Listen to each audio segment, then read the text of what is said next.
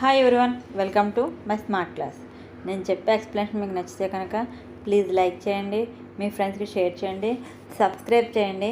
అలాగే పక్కన ఉన్న బెల్ గంటను కొట్టడం మాత్రం మర్చిపోతుంది. ఎందుకంటే పక్కన ఉన్న బెల్ ఐకాన్ కనుక క్లిక్ చేస్తే నేను చెప్పే ప్రతి వీడియో డైరెక్ట్గా మీకే వస్తుంది. ఇంకా అసలు మటుకు వెతుక్కోవాల్సిన అవసరం లేదు. కాబట్టి పక్కన ఉన్న బెల్ ఐకాన్ని కంపల్సరీ క్లిక్ చేయండి. ఓకేమ్మా. ఇప్పుడు టాపిక్లోకి వద్దాం. 9th class already second lesson గానే వాలే చిడియా ఫస్ట్ పార్ట్ చెప్పడం జరిగింది. ఇప్పుడు సెకండ్ పార్ట్లోకి వెళ్దాం. ఒక్కసారి ప్రీవియస్ చూసుకుని ముందుకు కదులుదామమ్మా. చూడండి, లడ్కీ సహిత్ సభీ ఉపస్థిత్ థే.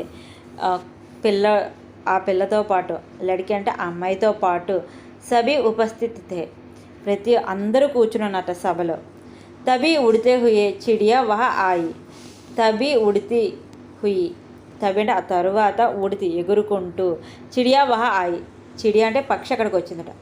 ఔర్ అప్ని మధుర్ ఆవాజ్ మే గానే లగే, దాని యొక్క మధురమైన స్వరంతో పాడటం మొదలుపెట్టిందనమాట. ఉస్కా గానా సున్కర్ సభీ ముగ్ధ్ హో గయే. దాని యొక్క పాటను, ఉస్కా గానా అంటే దాని యొక్క పాట విని, సభీ ముగ్ధ్ హో గయే, ప్రతి ఒక్కళ్ళు అలాగా ఆశ్చర్యంతో ఉండిపోయారట. రాజ్కి ఆంఖో మే తో ఖుషీ మే ఆంసూ ఆ గయే.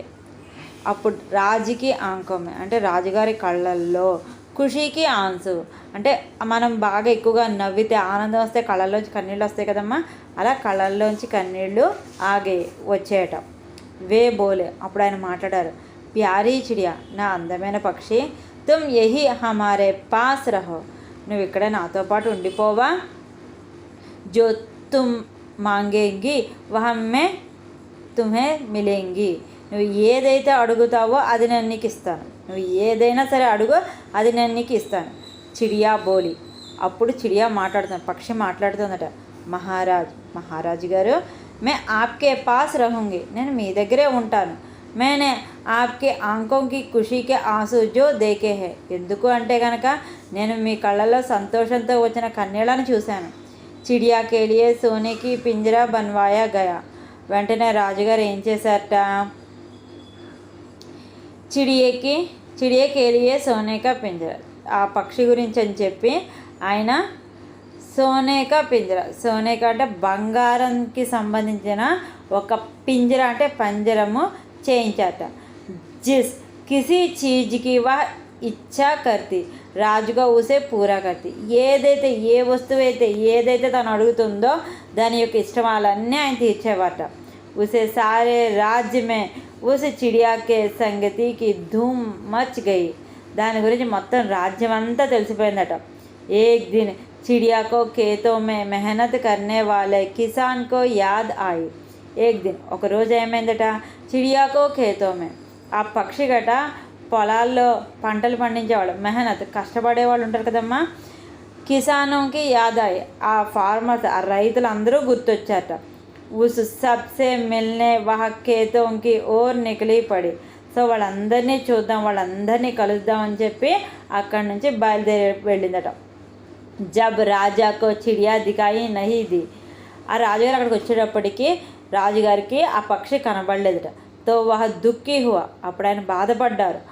ఔర్ అస్వస్థ హోగై, ఆయనకి అనారోగ్యం చేసిందట.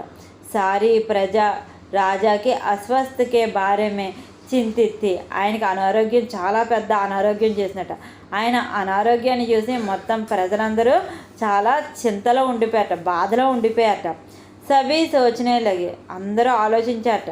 రాజాకు కైసా బచాలే, ఎలాగ మనం రాజుగారిని రక్షించుకోవాలి. एक दिन राजा ने कमज़ोर आवाज़ में कहा, संगीत चिड़िया का गाना सुनावो. एक दिन राजा ने कमज़ोर, ఒకరోజు రాజుగారు గట్టిగా పిలిచారట, గట్టిగా అరిచారట. ఏమని, సంగీత్ చిడియాకా గానా సునావో.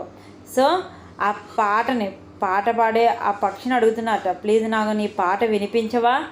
సభీ దర్బారీ సోచనే లగే కి చిడియాకే కైసా బులాయే, ఎలాగ మనం అందరూ ఆలోచిస్తున్నట్ట, దర్బార్లో ఉన్న వాళ్ళందరూ ఆలోచిస్తున్నట్ట. సోచన అంటే ఆలోచించడం.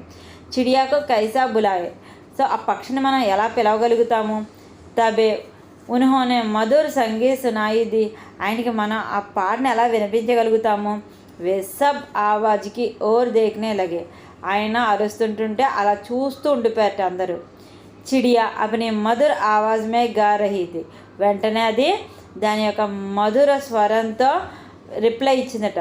యహ దేఖ్తే హీ సబ్కి జాన్ ఆ గయి. అందరూ ఆ సౌండ్ వినేటప్పటికీ వాళ్ళు ప్రాణాలు లేచొచ్చినట్టు అనిపించాయట. పోయిన ప్రాణం లేచొచ్చినట్టు అనిపించిందట. किसानों के द्वारा चिड़िया ने राज की अस्वस्थता के बारे में सुन लिया था. కిసానోं के ద్వారా ఫార్మర్ రైతుల ద్వారా పక్షి ఏం చేసింట, రాజుకి అస్వస్థ రాజుగారు అనారోగ్యం చెందారు అన్న విషయం సున్ లియా థా విందట. తురంత్ వహ రాజా కే అప్నే సంగీత్ సున్నే కా ఆ పహుంచి. తురంత్ వెంటనే రాజుకో అప్నే సంగీత్ రాజుగారికి తన సంగీతం వినిపిద్దామని సున్నే ఆ పహుంచి వినిపిద్దామని తిరిగి వచ్చిందట. జైసే జైసే వహ గానా గాతి. ఎలాగలగా మొత్తానికి అది పాట పాడింది. వైసే వైసే రాజుకి అస్వస్థ దూరం హోయి. ఎలాగైతే అది పాట పాడిందో అలాగే ఆయన అనారోగ్యం కూడా దూరం అయిపోయింది, అంటే తగ్గిపోయింది అనమాట. ధీరే ధీరే రాజ్ స్వస్థ హోగే. నెమ్మదిగా రాజుగారికి అనారోగ్యం పోయి ఆరోగ్యంగా ఉన్నట్ట, హెల్తీగా ఉన్నట్ట. వే చిడియాసే బోలా. వెంటనే ఆయన పక్షితో మాట్లాడారట. ప్యారీ చిడియా మేరే పాస్ లౌట్ ఆవో. నా అందమైన పక్షి నా దగ్గరికి ఉండిపోవా, నా దగ్గరే ఉండవా అని అడిగారట. మే తుమే హమేషా రాజ్మహల్ మే రఖూంగా.